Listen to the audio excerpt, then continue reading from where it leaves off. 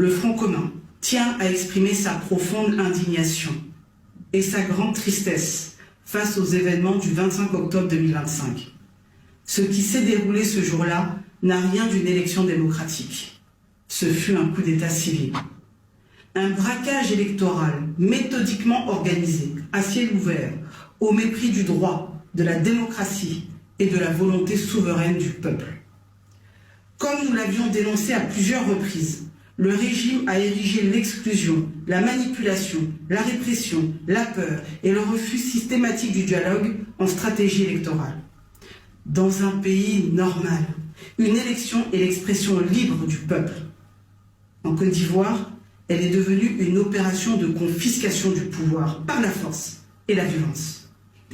À Grand-Nayo, dans la région du Haut-Sassandra, une milice armée proche du pouvoir a attaqué le village, faisant au moins 3 morts et 29 blessés. À Niamayo, toujours dans le Haut-Sassandra, les populations ont été violemment attaquées pour avoir osé résister au coup d'état civil. Résultat, 4 morts, 67 blessés graves et 5 maisons incendiées. À Toumaudi, dans le village de Dida Kwadjoublé, la population a été gazée par les forces de l'ordre pour avoir refusé de participer à la mascarade électorale. Et que dire du jeune Guessant Kwadjo Richard, 13 ans seulement, tué par balle, alors qu'il n'était mêlé d'aucune manière à une quelconque manifestation. Un bacarouge a été aperçu en train de tirer à balles réelles sur la foule opposée au 4e mandat. Un enfant ivoirien est mort. Et le silence du régime est assourdissant. Ces faits ne sont que quelques exemples, parmi tant d'autres. Partout en Côte d'Ivoire, les populations ont subi intimidation, violence, humiliation, enlèvement ou arrestation, uniquement pour avoir voulu défendre leur constitution. Le Front commun présente ses condoléances les plus attristées aux familles endeuillées et exprime sa compassion profonde aux blessés et à leurs proches.